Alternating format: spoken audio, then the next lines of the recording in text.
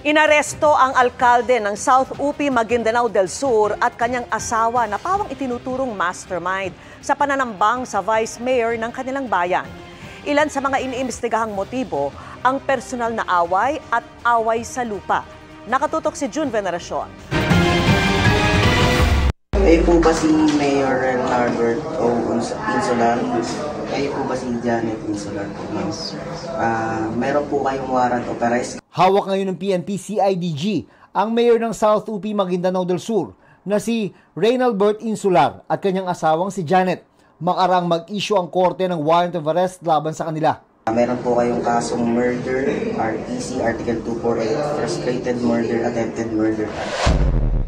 May kinalaman ang mga kaso sa ambush noong nakarang Agosto kung saan patay ang vice mayor ng South UP na si Roldan Benito at kanyang security. Kasama naman sa mga nasugatan ang pamilya ng vice mayor. Nung lumabas yung warrant of arrest nila, di voluntarily surrendered akin sa region. So dahil palabas naman ako na paalis ako kapunta dito sa Manila, ay nakuha ko sila sa CIDG. Sa report ng CIDG, itinurong mastermind ang mayor at kanyang asawa sa pananambang.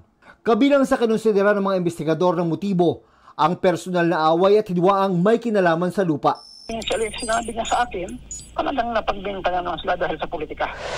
Ang sumukong mayor ay tumakbo at nanalo bilang vice mayor ng South UP nitong nakaraang eleksyon. Ang kanyang asawa naman ay natalo sa pagka-mayor. Na-proclaim siya as municipal vice mayor. It's the DILG now or the MILG, Minister of DILG, they will consider him to have an assumed office kahit nasa pulungan siya. Sinusubukan pa naming makuha ang panig ng mag-asawa. Para sa GMA Integrated News, June Veneracion, nakatutok 24 oras.